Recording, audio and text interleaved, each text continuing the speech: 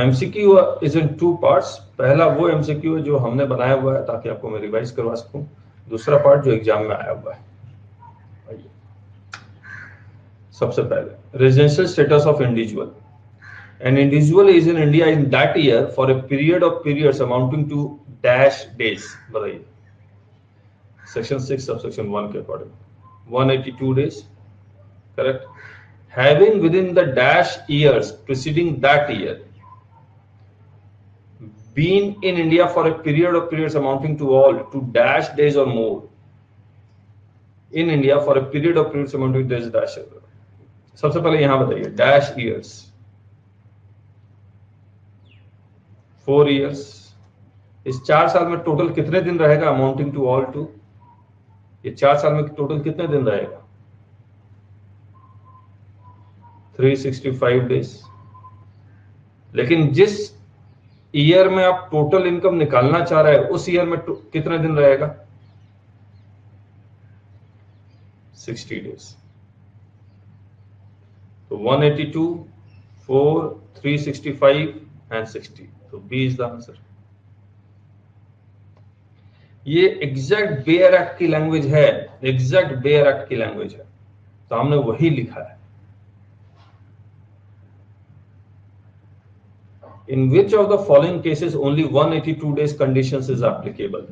Indian citizen leaves India for the purpose of employment, applicable है या नहीं है? Indian citizen comes on a visit to India from outside India, applicable है या नहीं है? Foreign citizen being a person of Indian origin comes on a visit to India from outside India, applicable है या नहीं है? Yes, तो all of the above.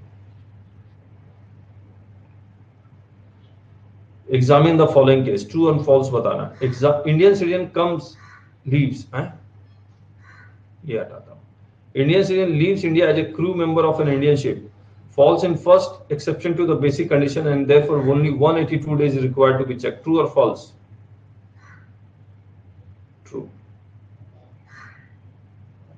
Indian citizen leaves India as a crew member of a foreign ship, do not falls in exception to the basic condition and therefore both basic conditions are required to be checked. True or false?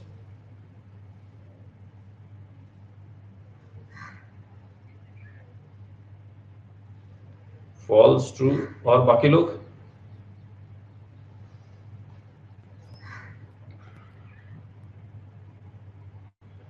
अरे बता दीजिए। False है।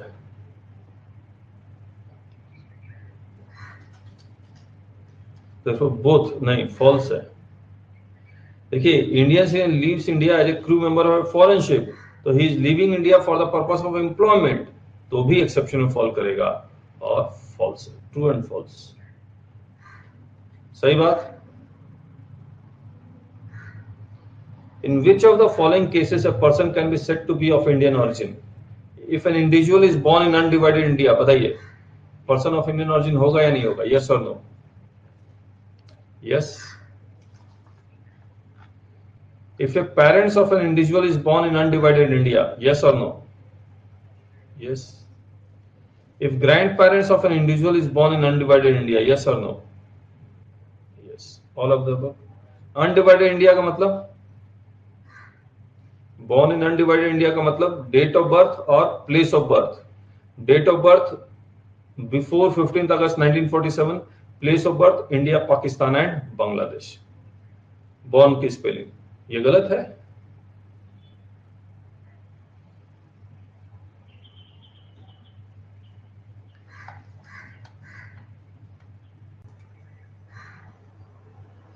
Examine in following case where a crew member joins an Indian ship departing from India, that day is excluded. Yes or no?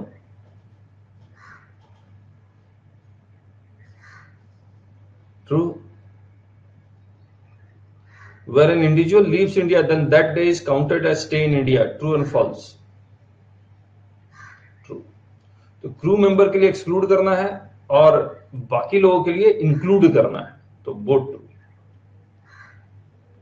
वैसे ही आने का है, crew member अगर आ रहा है तो जिस दिन वो साइन ऑफ कर रहा है उस दिन एक्सक्लूड कर रहा है, लेकिन बाकी लोग अगर उस दिन लैंड कर रहे हैं तो इंक्लूड करना है।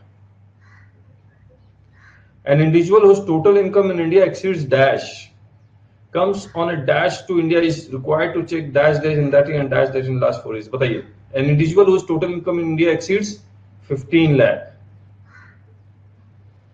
comes on a visit is required to check 120 days in that year and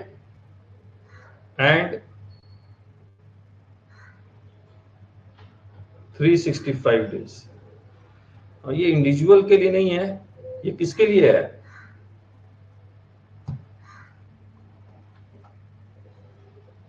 Indian citizen के लिए and person of Indian origin के लिए। तो इसको मैं चेंज करूंगा, तो ये 15 लाख विजिट, 15 विजिट, फिर 120 डी इज द आंसर।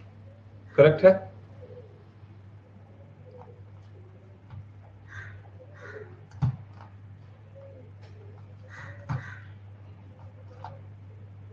अरे ये क्या हो रहा है?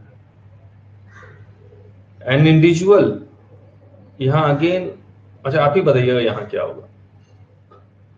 And dash having a total of income in India exceeding 15 lakh leaves in a tax haven country in financial year that individual did not visit India for whole year, residential status is. पहले बताइए यहां पर क्या होगा। And Indian citizen और person of Indian origin भी आएगा या सिर्फ इंडियन सिटीजन? सिर्फ इंडियन सिटीजन आएगा। तो Indian citizen having a total income in India exceeding 15 lakhs lives in a tax haven country in a financial year that individual did not visit India for whole year, residential status बताइए। R dash O। कौन सा section है? कौन सा section है? 6 subsection 1A deemed resident और additional condition auto satisfied. Question 8,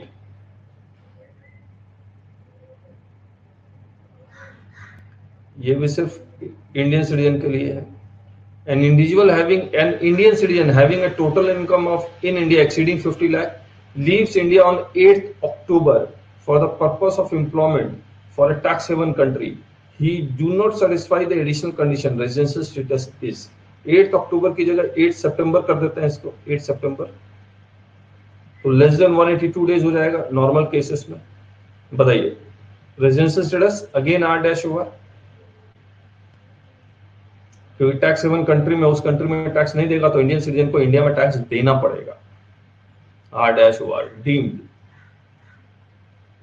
residential status of others introducing. अच्छा residential status of individual में हमने 8 क्वेश्चन बनाए, कोई पॉइंट छूटा तो नहीं है हमसे? और सारे कवर्ड कर ही लिए हमने। Residential status of others introducing a new product in the market is an example of policy decision। इसका लिखते हैं whether to introduce a new product in the market is an example of policy decision। True and false? True। To set up a research institute or not is an example of policy decision। True and false? Both। The control and management of HUF is partially in India, then residential status is non-resident। False, resident हो जाएगा। Where कर्ता of HUF satisfies both the additional condition, then the residential status of कर्ता is R dash OR whether HUF satisfies basic condition or not।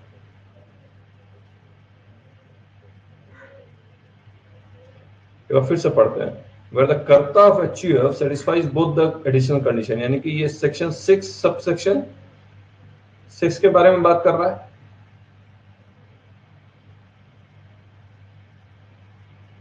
Then residential status of कर्ता, यहां होगा residential status of HUF is r dash or whether कर्ता satisfies basic condition not. और HUF का residential status कैसे निकलता? 6(2) and 6(6) से,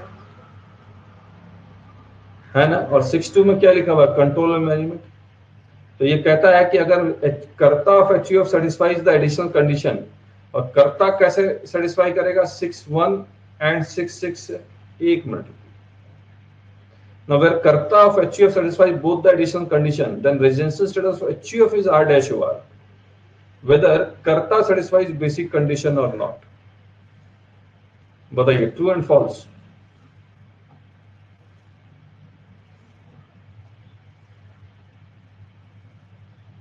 थोड़ा सा लैंग्वेज में प्रॉब्लम है, क्योंकि कर्ता का कंट्रोल मैनेजमेंट जब तक इंडिया में नहीं होगा तब तक नहीं पता लगेगा, और इसके HUF के एडिशनल कंडीशन के सेटिस्फैक्शन से, सॉरी, कर्ता के एडिशनल कंडीशन के सेटिस्फैक्शन से HUF automatically R dash OR नहीं बन जाता।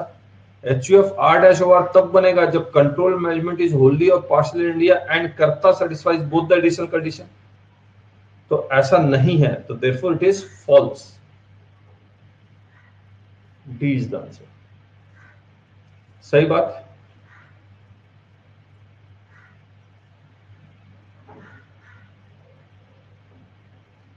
फिर से बता रहा हूं कि कर्ता के क्या एडिशनल कंडीशन सेटिस्फाई करने से HUF क्या R डैश OR हो जाता है? यस और नो? कर्ता अगर सेक्शन 6(6) को सेटिस्फाई करता तो क्या HUF R डैश OR हो जाता है? वही तो लिखा हुआ है। Where कर्ता of HUF satisfies both the additional condition, then residential status of HUF is R dash OR, which is not possible. मैं यहां पर फुल स्टॉप करके ये सेंटेंस हटा देता हूं, इसकी जरूरत नहीं पड़ेगी। Question 11. Section 6(2) and 6(6) contains the condition for determination of residential status of firm. True and false?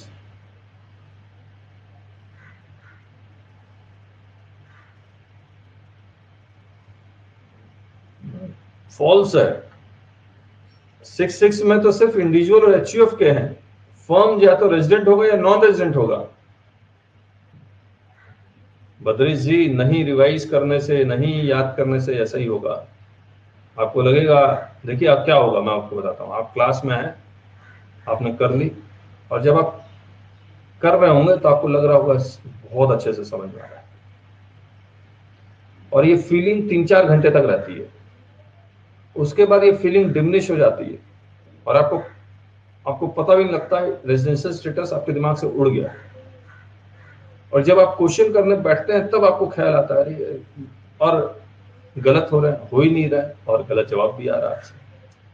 तो आप ध्यान रखें, section 6 subsection 3 contains the condition for determination of residential status of Indian company only. True and false?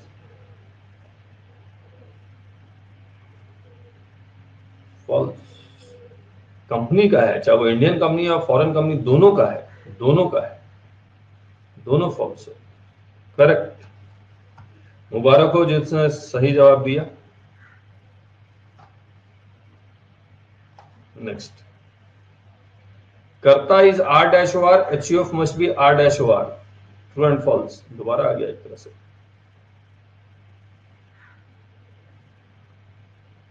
कर्ता ROR होगा तो HUF को भी ROR होना होगा। अरे आप लोग भी कमाल है, ऊपर में फॉल्स कर रहे थे, यहाँ पर ट्रू कर रहे हैं। कर्ता के ROR होने से HUF ROR होगा जरूरी थोड़ी है। HUF NR हो सकता है। Control management is Holi located outside India. लेकिन बिल्कुल सही है। एक मिनट रुकिए।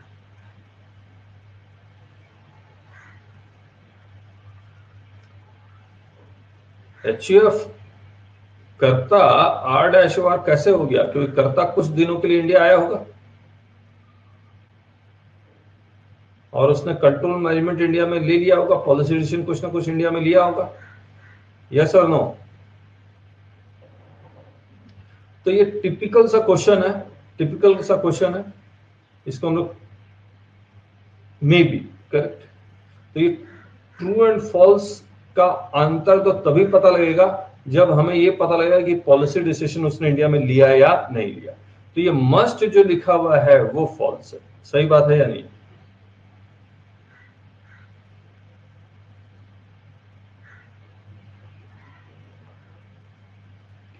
तो ये फॉल्स है। Residential status of Indian company depends upon where the board meetings are held, true और फॉल्स?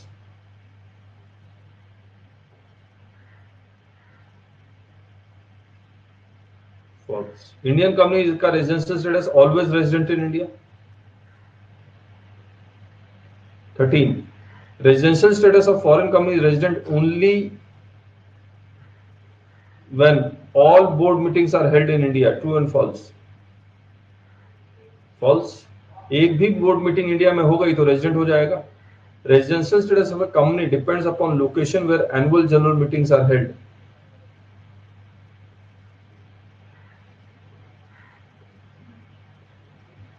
ये भी फॉल्स है।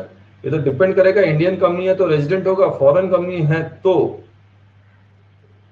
बोर्ड मीटिंग को, sorry, for annual general meetings are held लिखा हुआ है, एनुअल जनरल मीटिंग्स। तो annual general meeting policy decision नहीं लेता है, policy decision board of directors लेते हैं। तो ये तो फॉल्स है, चाहे वो इंडियन कंपनी हो तो रेजिडेंट ही या फॉरेन कंपनी के ऊपर, एनुअल जनरल मीटिंग के ऊपर डिपेंड नहीं करेगा, बोर्ड मीटिंग के ऊपर डिपेंड करेगा। Both false. 14. Examine the tax treatment where individual residential status is R-NOR. Rental foreign income is always taxable. बताइए, अगर किसी इंडिविजुअल का रेजिडेंशियल R-NOR है तो rental income always taxable. False. Rental, कब रेंटल इनकम टैक्सेबल होगा R-NOR के case में?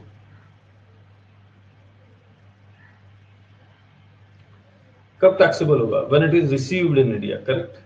Income earn from business located outside India is always taxable. True और फॉल्स? ये भी फॉल्स है।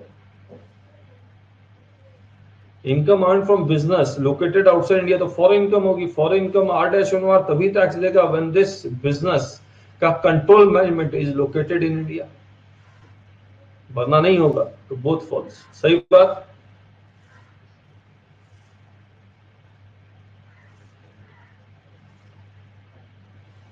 अगर रेजिडेंशियल स्टेटस NR है तब टैक्स ट्रीटमेंट बताना है। Interest earn from fixed deposit made in bank located in Singapore is taxable only if it is received in India. True. Foreign income कब टैक्सेबल देता है? नॉन रेजिडेंट फॉरेन इनकम पे tax तभी देता है when it is received in India. तो ये foreign income है, रिसीव्ड इन इंडिया, तो टैक्सेबल है। Income earn from business located outside India is taxable if control management is in India, non resident के केस में।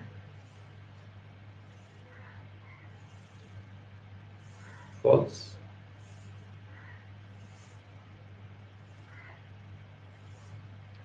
Any income earned from outside India but received in India is taxable in India irrespective of residential status. True or false? True. Business located and managed from outside India is not taxable in case where residential status is R-NOR. True. Both true. 17. Interest payable by Government of India deemed to accrue or rise in India even if debt is used outside India. True or false? True. Interest payable by resident deemed to accrue or rise in India even if debt is used outside India.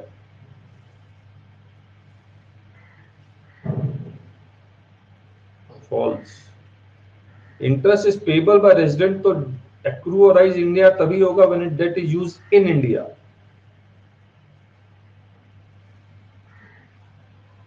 Royalty या fees for technical services payable by Government of India is always deemed to accrue or rise in India. True or false? True. Interest payable by non-resident deemed to accrue or rise in India if debt is used in India for any purpose.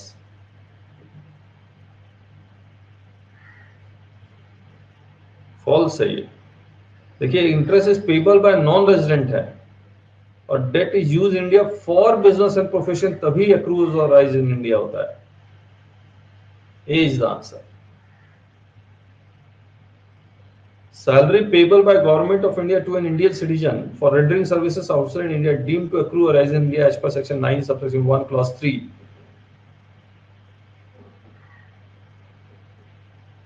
False कैसे हो गया? Employer Government of India, employee Indian citizen, ठीक है. If section 9 subsection 1 clause 3 and section 10 subsection are read together, only basic salary is taxable in India. True or false? True.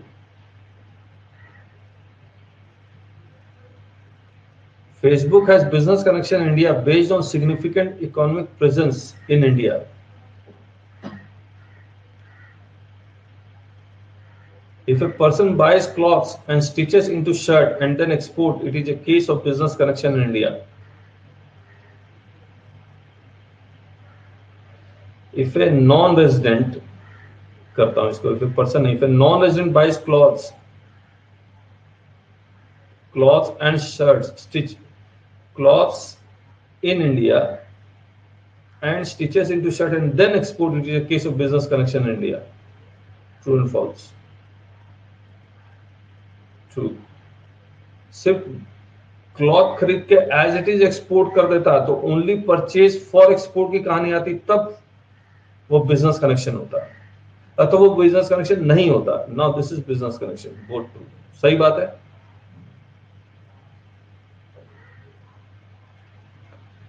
Appointing a news reporter in India by a non-resident is like having a business connection in India. इस sentence को हम लोग थोड़ा सा change करेंगे. Is like having a बड़ा अजीब सा लग रहा है, इसको हम लोग चेंज कर देंगे.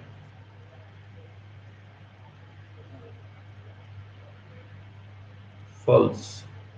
Shooting of cinematographic film in India by non-resident is, इसको भी चेंज करेंगे. Is having a business connection in India. True or false? False. Non-resident plus foreign citizen plus foreign citizen. So both false.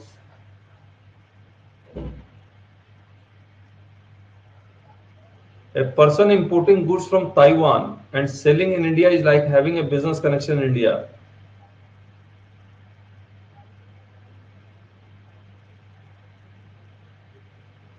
यहाँ resident लिखेंगे. Resident importing goods from Taiwan and selling in India, no business connection.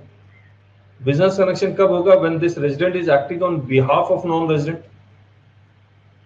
If a person concludes contract on behalf of non-resident, if a person in India concludes contracts on behalf of non-resident, then it is said that non-resident is having a business connection in India. True. B is the answer. Match. Section 5, 6, 9 बताइए. Section 5 क्या है?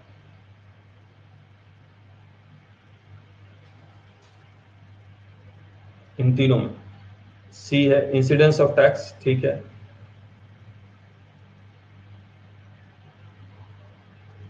5. Section 6 determination of residency और section 9 income due to accrue और arise in India. तो C A B, C A B. This is the answer.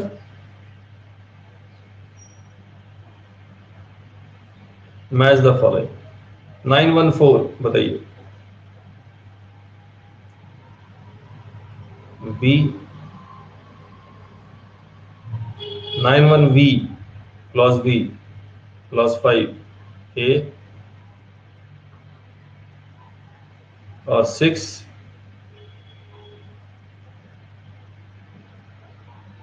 Royalty और 4 gifts.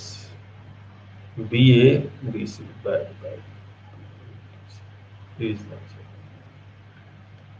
ये बताइए. 4 5 6 फिर आ गया. चलिए फिर आ गया तो डिलीट कर देते हैं.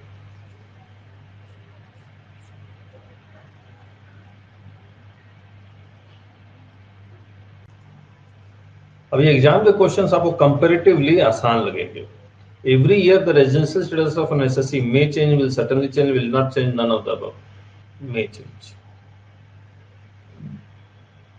Atul is a foreign citizen. His father was born in Delhi in 1951 and mother was born in England in 1950.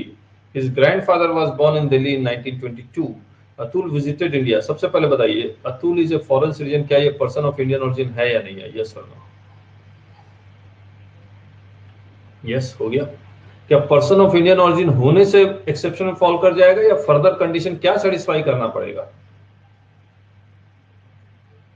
Visit. तो Atul visited India to see Taj Mahal and visit other historical places, तो एक्सेप्शन में फॉल कर जाएगा। अगर एक्सेप्शन में फॉल कर जाएगा तो सिर्फ 182 डेज का कंडीशन चेक करेंगे, है ना। और अगर ये इंडिया से 15 लाख रुपए से ज्यादा कमा रहा होता तो फिर क्या होता?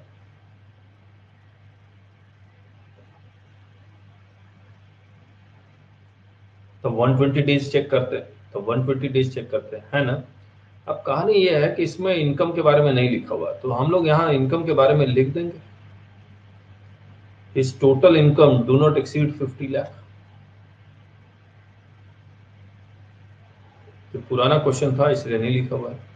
He came to India on 1st November 20 for 200 days. He has never come to India before. His residential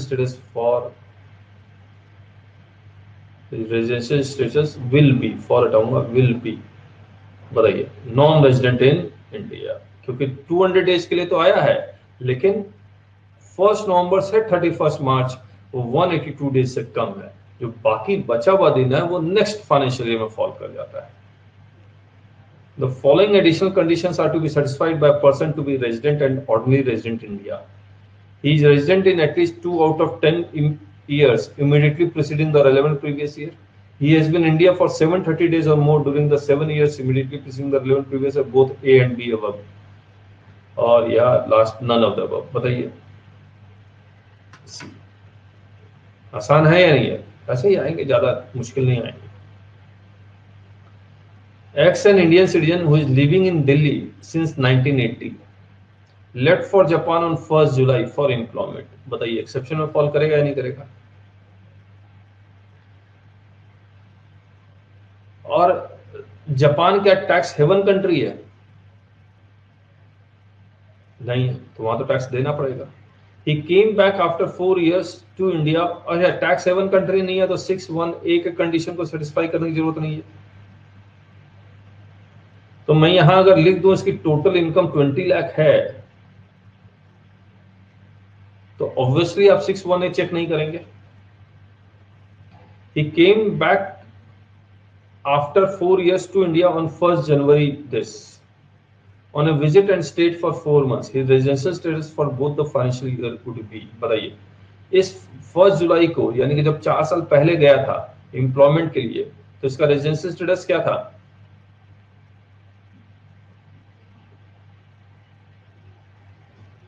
बताइए। नॉन रेजिडेंट होगा ना। 1 जुलाई को छोड़ के गया, 182 डेज चेक करना है, तो 1 अप्रैल से 1 जुलाई 60 दिन। कैसे कर रहे हैं आप लोग? ओ बाप रे बाप, रुला दोगे। 1 जुलाई को छोड़ के गया एम्प्लॉयमेंट के लिए, तो एक्सेप्शन में फॉल करेगा। 182 डेज का कंडीशन सेटिस्फाई करना है, तो ये अप्रैल और मई रहा, जून रहा, 90 डेज ही रहा, बस 91 डेज टू बी एक्सैक्ट। तो कहां सेटिस्फाई कर रहा है 182 डेज का कंडीशन? सही बात है या नहीं है? ये सब क्वेश्चन तो आपको देख के समझ जाना चाहिए। फिर वो आता है 1 जनवरी को विजिट के लिए, तो अगेन एक्सेप्शन में फॉल कर जाता है। सिर्फ 182 डेज का कंडीशन चेक करना है। अगेन जनवरी, फरवरी, मार्च 90, 89, 90, 91 डेज में अगेन एक्सेप्शन फॉल कर गया, तब भी नॉन रेजिडेंट है। तो सी इज द आंसर। क्यों नहीं कर पाए आप लोग?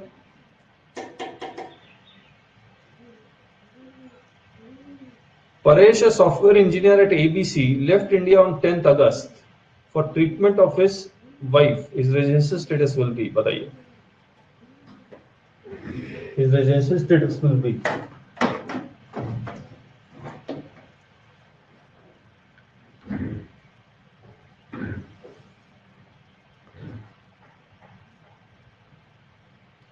दस अगस्त को छोड़ के गया, क्या एक्सेप्शन में फॉल करेगा?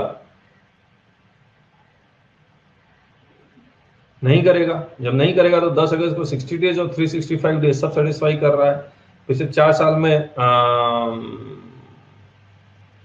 सॉरी एडिशनल कंडीशन भी दोनों सेटिस्फाई करेगा, मान के चल रहे हैं।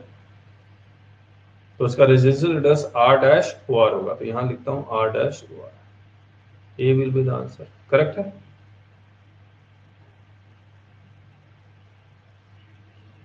Ritesh, an Indian citizen, left India for UK on 1st September for take up a job there. His residential status will be एकदम रिपीटेड टाइप का क्वेश्चन है, देख के बता दीजिए मुझे। 1 सितंबर को छोड़ के गया एम्प्लॉयमेंट के लिए एनआर, बस काम खत्म।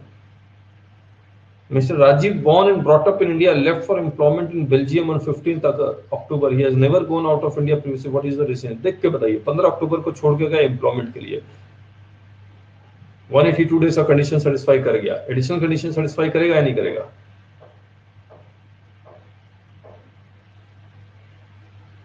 करेगा। तो यहाँ R-OR कर देता हूं क्योंकि पहली बार छोड़ के जा रहा है। तो C is the answer. Mr. Ramji, age 55 years, is Karta of HUF, doing textile business at Nagpur. Nagpur होना चाहिए, नागपुर कर दूंगा। फिर Mr. Ramji is residing in Dubai for past 10 years and visited India for 20 days every year for filing the income tax return of HUF. His two major sons take care of day-to-day affairs of the business in India. The residential status of HUF is, बताइए। अब देखिए policy decision कौन ले रहा है। पहले ये देखिए पॉलिसी डिसीजन किसके पास है, राम जी के पास है या उनके बेटों के पास है? राम जी के पास है या बेटों के पास है?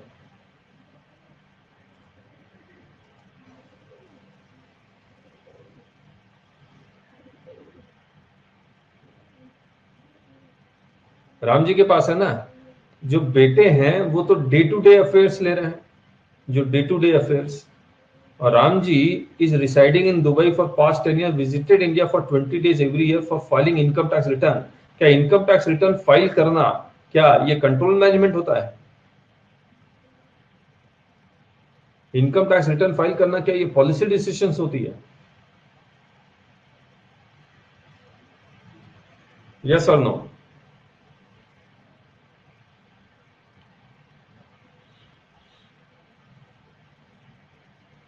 No, therefore residential status of HUF will be non-resident। सही बात है या नहीं है?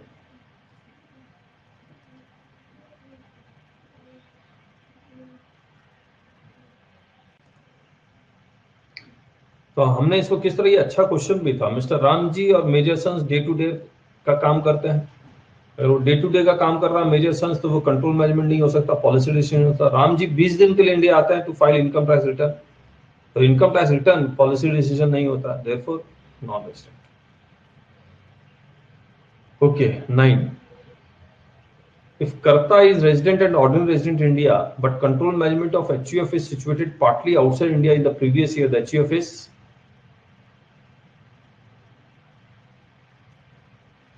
resident। इन HUF रेजिडेंट है तो है, OR है या NOR है? OR या NOR?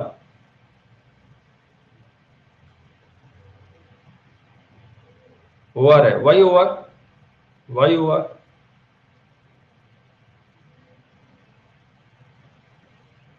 बिकॉज कर्ता का residential status resident and ordinary resident है। यस, कर्ता R-OR है, इसका मतलब बेसिक कंडीशन भी सेटिस्फाइड है और एडिशनल कंडीशन भी सेटिस्फाइड है, तभी तो A is the answer. HUF of Ashwin consists of himself, his wife and 2 sons is assessed to income tax. The residential status of HUF would be non-resident when the management and control of its affairs is wholly in India, wholly outside India, karta non resident है या majority of members are non resident. बताइए, E आएगा, B is the answer.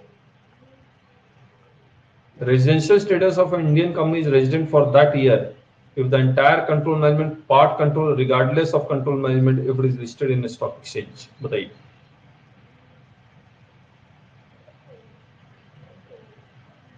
C is the answer। Control management को छोड़ से कोई फर्क नहीं पड़ता. Indian company is always resident in India. Alpha Limited is an Indian company. It carries its business in Delhi and London. The total control management of the company is situated in London. More than 85% of business income is from business in London. If so, its residential status will be. बताइए.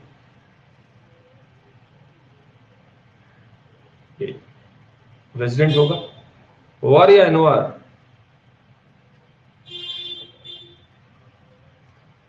सिर्फ resident. Correct नहीं होता. Satish brought into India in the previous year past untaxed profit which was earned in UK. The income will be taxable if Satish is ordinary resident, not ordinary resident, non-resident, none of the above. D. और इसके जगह none of the above की जगह not taxable at all लिख देते हैं. क्या कहते हैं आप लोग? Not taxable. Abhay earns the following income during the previous year ending 31st March. Interest on UK development bonds, 1/4 is received in India. Profits on sale of building in India but received in Holland. The income is liable tax if Abhay is resident and not ordinary resident in India is. बताइए.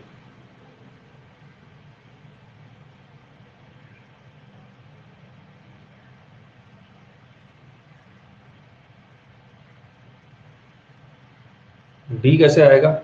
Interest on UK development bond इसका 25% is received in India, तो 50,000 यहाँ taxable हो जाएगा. और ये India में है तो ये भी टैक्सेबल होता है. 2,50,000 इज द आंसर.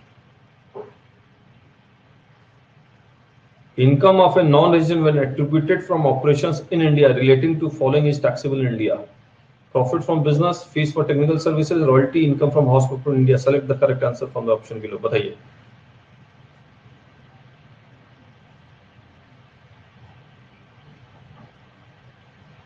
जो आंसर सही है उसमें ये ऑप्शन दिया हुआ नहीं, उसको मैं ठीक करूंगा. पहले ऑप्शन बताइए. आप ऑपरेशंस ये सब की कहानी बिजनेस में देखते हैं, टेक्निकल सर्विस, रॉयल्टी या हाउस प्रॉपर्टी में देखते हैं? कहां देखते हैं?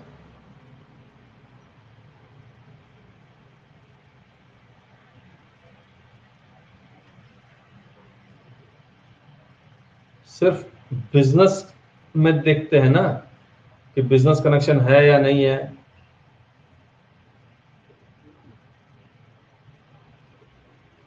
तो ओनली वन आंसर होगा. तो मैं यहां से ये 3 हटा दूंगा, ये डाल दूंगा.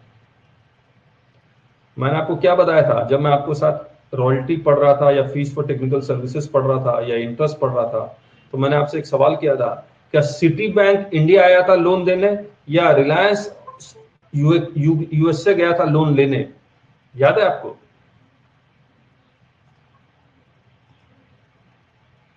तो वो जो मैं बात कर रहा था आया या गया, वो मैं बिजनेस कनेक्शन की बात कर रहा था.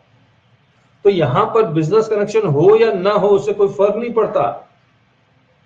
मैं ऑफिस खोल के टेक्नोलॉजी ट्रांसफर करूं या ना करूं, वेदर बिजनेस कनेक्शन और नॉट. ये लाइन भी हमने लिखी थी. करेक्ट है? Income accruing from agriculture in a foreign country is taxable in case of an SSC who is. बताइए.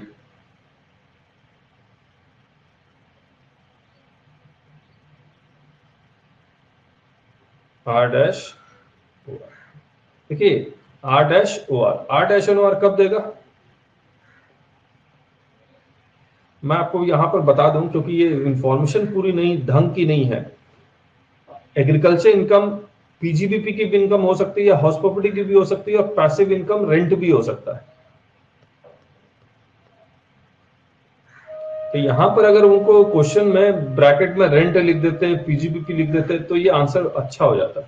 तो मैं इसको थोड़ा सा चेंज करूंगा, या हटा ही दूंगा. So we completed it. Monday मिलेंगे हम आपके साथ और हाउस प्रॉपर्टी स्टार्ट करेंगे. ठीक है?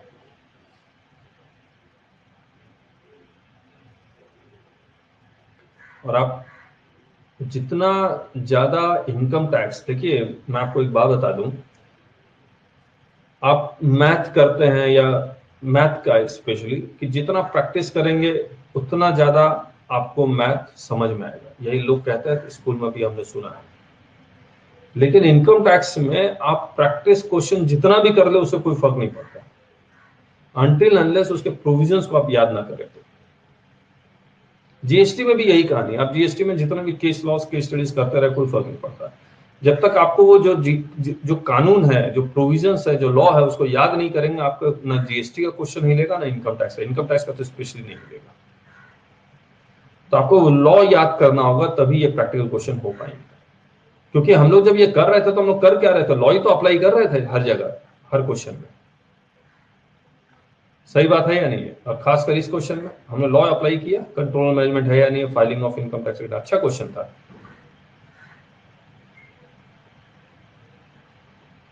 है ना? और ये वाला क्वेश्चन भी मुझे बहुत पसंद आया, ये वाला क्वेश्चन 15।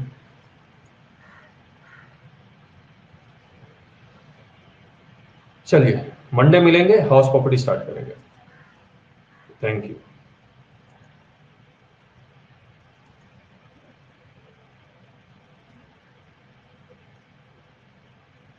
यस कशिश।